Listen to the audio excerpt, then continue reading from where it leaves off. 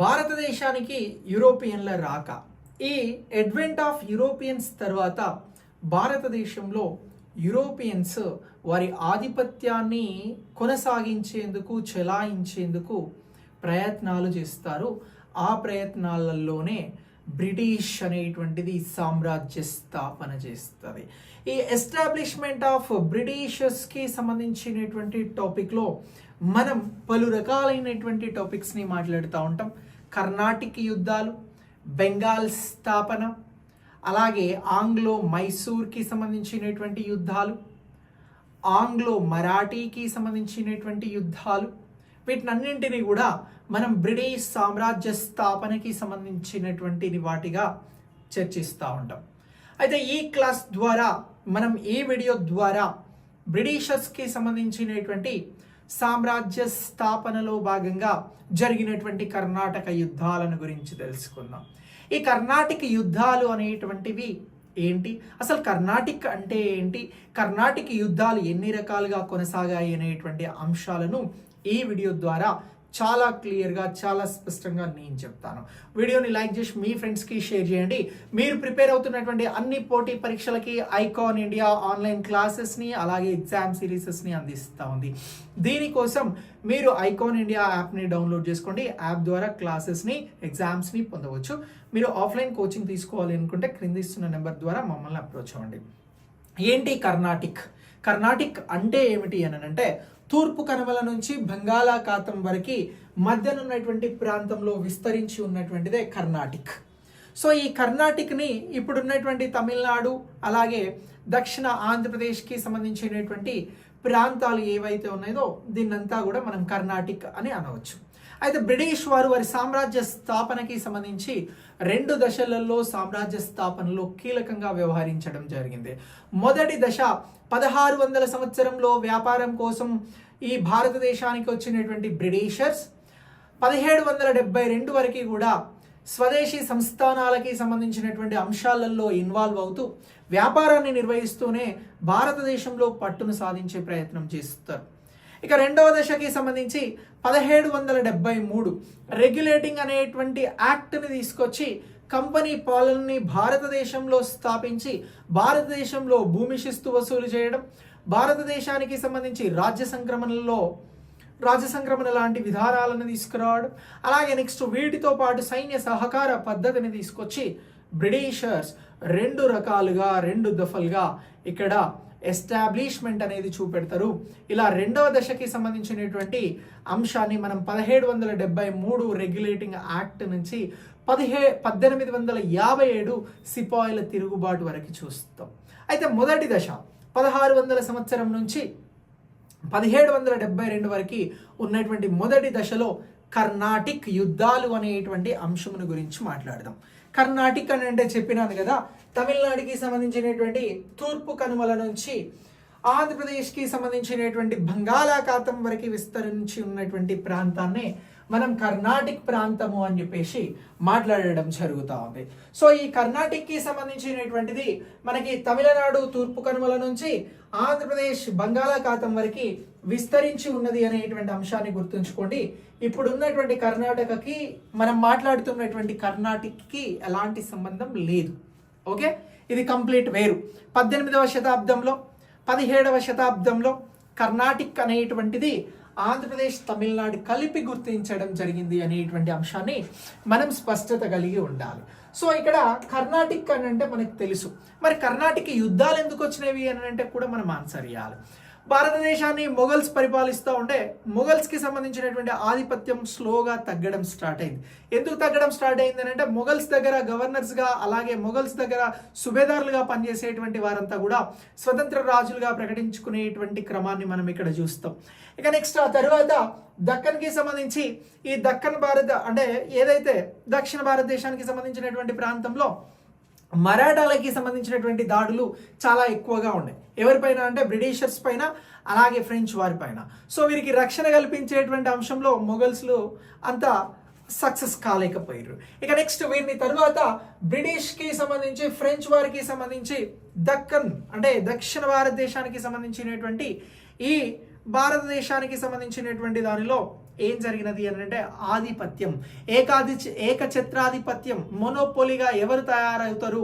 Europeans నుంచి వచ్చిన, Europe నుంచి వచ్చినటువంటి వారు ఈ ఐరోపాలో వ్యాపారం నిర్వహించేది ప్రధానంగా ఇక్కడ నుంచే కాబట్టి, ఇక్కడ నుంచే సరుకులన్నీ వెళ్తా ఉన్నాయి కాబట్టి వ్యాపార ఏకఛత్రాధిపత్యం కోసం ఇక్కడ ప్రయత్నం చేయడం జరిగింది.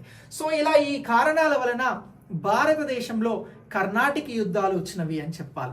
భారతదేశంలో కర్ణాటిక యుద్ధాలు రావడానికి కారణం ఏంటి అని అంటే మొఘల్స్ ఆధిపత్యం క్షీణించడం, మరాఠాలు చేసేటువంటి దాడుల నుంచి ఫ్రెంచ్ వారిని, బ్రిటిష్ వారిని కాపాడలేకపోవడం మొఘల్స్, అలాగే దక్షిణ భారతదేశంలో వ్యాపార ఆధిపత్యం కోసం యూరోపియన్లు అంటే ఫ్రెంచ్ వారు కానీ బ్రిటిష్ వారు కానీ ప్రయత్నాలు చేయడము అనేటువంటి అంశాన్ని మనం ఇక్కడ గుర్తించాల్సి ఉంటుంది.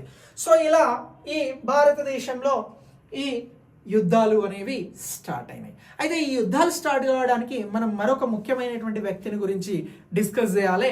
ఆయన ఎవరు అని అంటే జోసెఫ్ ఫ్రాన్సిస్ డూప్లే. సో ఈయన ఫ్రెంచ్కి సంబంధించి భారతదేశంలో గవర్నర్. ఈయన పాండిచ్చేరిని బేస్ చేసుకొని భారతదేశంలో ఫ్రెంచ్కి సంబంధించినటువంటి అంశాలను పరిపాలనగా కొనసాగిస్తూ ఉండే. ఈయన 1742 నుంచి 1754 వరకు కూడా, అంటే మొదటి కర్ణాటిక యుద్ధం నుంచి రెండవ కర్ణాటిక యుద్ధం ముగిసేంత వరకు కూడా భారతదేశంలో ఫ్రెంచ్ గవర్నర్గా కొనసాగడం జరిగింది అనేటువంటి అంశాన్ని మనం గుర్తించాల్సి ఉంటుంది. కర్ణాటిక్కి సంబంధించినటువంటి యుద్ధాలు ఏవైతే ఉన్నాయో 1746 నుంచి 1763 వరకు కొనసాగడం జరిగింది. సో కర్ణాటిక యుద్ధాలు 3 యుద్ధాలు 1746 నుంచి 1763 వరకు కొనసాగినాయి. సో ఈ కర్ణాటిక యుద్ధానికి సంబంధించి మొదటి కర్ణాటిక యుద్ధం అనేది ఎప్పటి నుంచి ఎప్పటి వరకు జరిగినది అని అంటే ఇది 1746 నుంచి 1748 మధ్యన జరిగింది అనేటువంటి అంశాన్ని మీరు గుర్తుంచుకోవాలి. మొదటి కర్ణాటిక్ వార్ ఎందుకు రావడం జరిగింది అని అంటే ఇక్కడ ఆస్ట్రియా అనేటువంటి దేశంలో, యూరప్కి సంబంధించినటువంటి రాజ్యంలో 6వ చార్లెస్ ఉండే. ఈయన తరువాత ఎవరు మరి ఆ ఆస్ట్రియాకి సంబంధించినటువంటి రాజ్యానికి సింహాసనాన్ని అధిరోహిస్తారు అని అంటే ఆ విషయంలో వారసత్వ యుద్ధాలు జరుగుతూ ఉండే.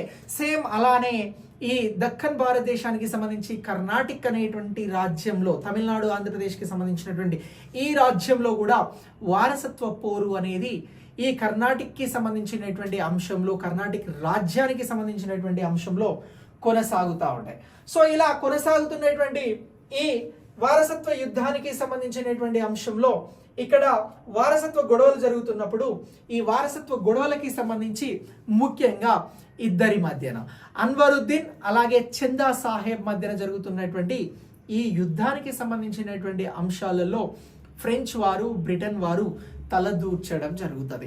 ఇలా ఫ్రెంచ్ వారికి సంబంధించి ఎవరికి సహాయంగా వస్తారు అని అంటే చందా సాహెబ్కి సహాయంగా వస్తారు. బ్రిటన్ వారు అన్వరుద్దీన్కి సహాయంగా వస్తారు. భారతదేశంలో కర్ణాటిక్ అనేటువంటి ప్రాంతాన్ని నేను పరిపాలిస్తా అని చందా సాహెబ్ అలాగే అతనితో పాటు అన్వరుద్దీన్ ఇద్దరు పోటీ పడుతూ ఉంటారు.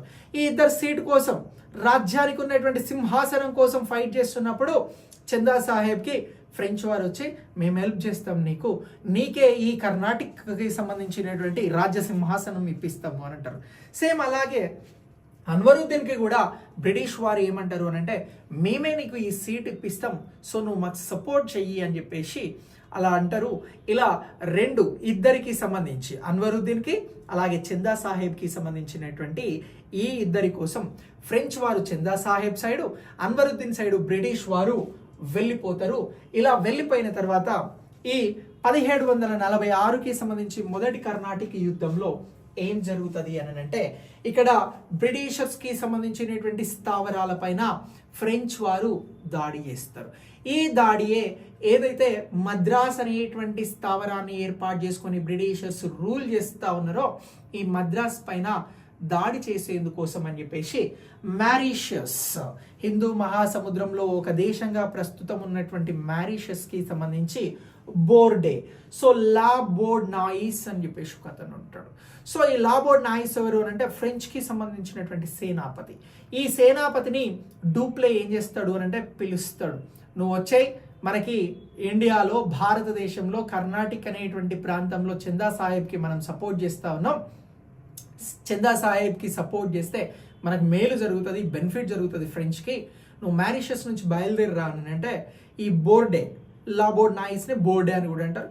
ఈ బోర్డే అక్కడి నుంచి బయలుదేరి మారిషస్ నుంచి నేరుగా పాండిచ్చేరికి వస్తాడు.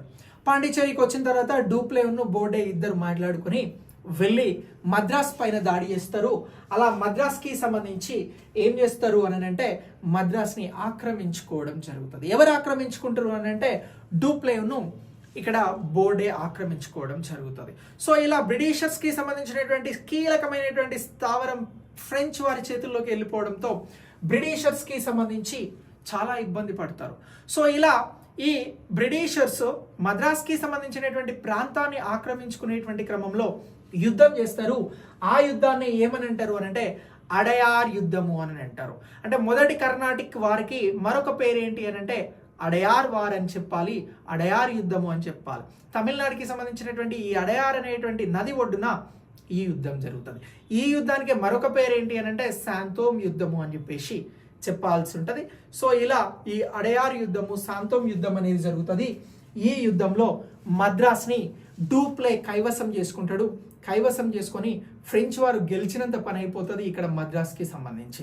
సో ఈ బ్రిటిషర్స్ ఏం చేస్తారు అని అంటే ఈ లాబోర్డ్ నాయిస్, బోర్డే ఉన్న డూప్లే ఉంటే అసలు మనం ఆపలేము, చాలా కష్టము అని చెప్పేసి ఈ బోర్డే అనేటువంటి ఫ్రెంచ్ సేనాపతికి ఏం కావాలో అది సమకూర్చి తనని తిరిగి మారిషస్కి పంపిస్తారు.